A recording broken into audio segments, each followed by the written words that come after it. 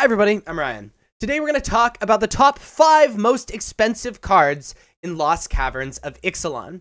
So I'm recording this on the first day of pre-release, so when you watch this video, almost certainly these prices will be going down, but I still think it's valuable in comparing these prices to each other to talk about the top 5 cards. We're also going to talk about why they might be good. Now the 5th most expensive card, sitting at $20.06, is Chim the Inner Sun, which is a 6-mana legendary artifact that says spells you control can't be countered, and at the beginning of your end step, discover 5, which is basically Cascade.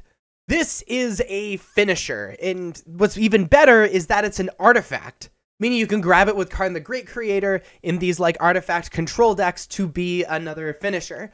I could also see this just being played in standard in mid-range decks, maybe even the sideboard. In 4th, sitting at $20.15, is the Millennium Calendar. The Millennium Calendar is a 1-mana artifact legendary. Whenever you untap one or more permanents during your untap steps, put that many time counters on the Millennium Calendar. This is like, you're rewarded for having a ton of permanents. Awesome.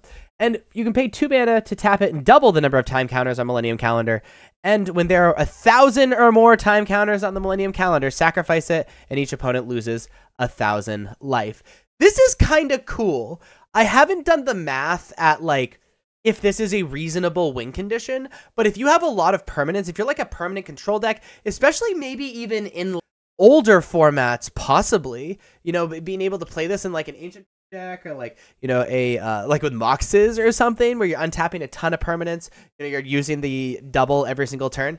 It's an awesome mana sink. And especially, I feel like turn 1-ing this in an artifact control-y deck would be really, really cool. Especially one that, like an Ancient Tomb deck that would have the mana to do that. I don't know. It seems like it's such a fun thing that I'm really into. And also, I'd imagine people slapping it in their EDH decks and stuff. The 3rd most expensive card in Lost Caverns of Ixalan is the Extended Art Explendant Angel, sitting at $20.55. Explendant Angel is a 3-mana 3/3 with Angel with flying. At the beginning of each end step, if you gain 5 or more life this turn, create a 4/4 white Angel creature token with flying and vigilance. And you can pay 6 mana until end of turn. It gets +2/+2 and lifelink. So it can turn on its own ability once you have the mana for it. And this is a card that has been played in the past as a reprint, by the way. This is a card that's been played in the past in these life gain strategies and as a game ender and in the Angels deck in Pioneer.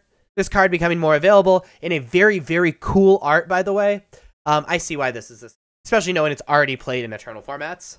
The 2nd most expensive card is The 2nd most expensive card is Oshirtak Deepest Foundations, which is a 6-mana 6/6 with Vigilance, already a great finisher. Doesn't need more text, but it has it.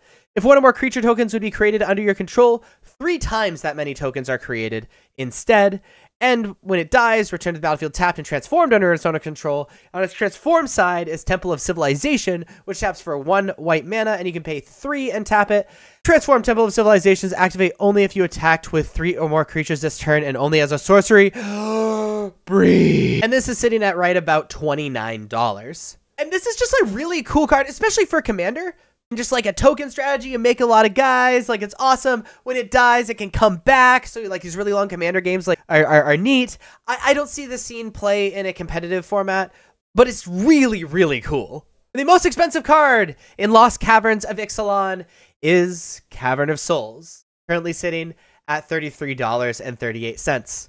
Cavern of Souls is a land that taps for a colorless mana, but when it enters the battlefield, you choose a creature type, and you can tap it for any color of that creature type, and that spell can't be countered. This card is awesome, and it also means that it's now legal in Pioneer, which is a really big deal. Counter spells, but Cavern of Souls has been an expensive card to get. This is just kind of matching the price, and I imagine this price will settle a little bit once more supply hits the market. But there you have the top 5 most expensive cards in Lost Caverns of Ixalan. If you want to see more videos like this, please be sure to like and subscribe. Check me out on social media. Links are above me and in the description, especially on Twitter and Discord. Find stuff there, post stuff, I don't know. Please. Thank you all so much for watching. I'll see you next time. Bye-bye.